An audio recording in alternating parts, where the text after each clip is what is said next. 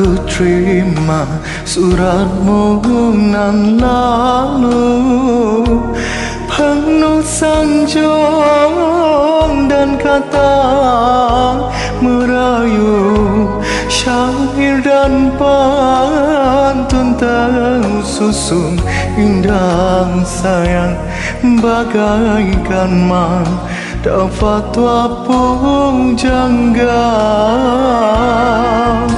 Ku simpan suratmu yang itu, bak pusaka yang sangat bermutu. Walau kita tak pernah bersua, sayang cukup sudah tandamu setia. Tapi sayang, sayang, sayang, seribu kali sayang, kemanakah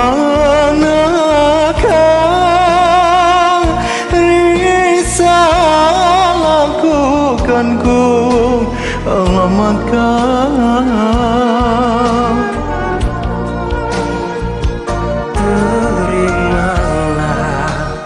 Jawabanku ini hanyalah doa restu ilahi.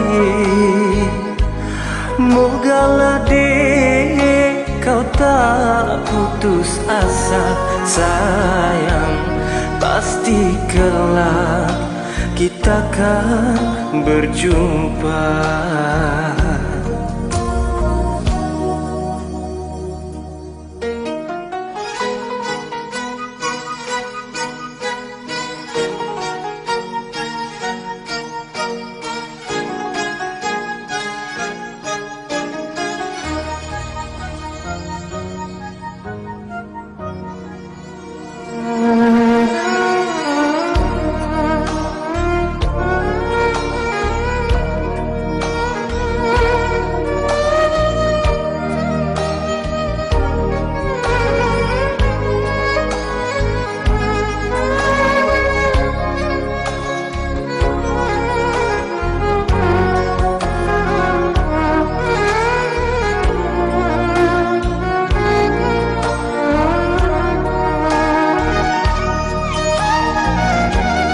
Tapi sayang,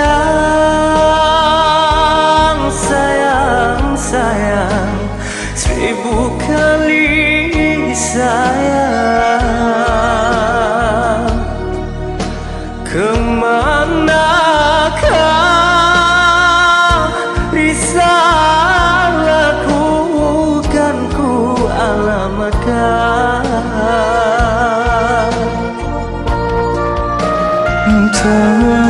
Terimalah jawabanku ini, hanyalah doa restu ilahi.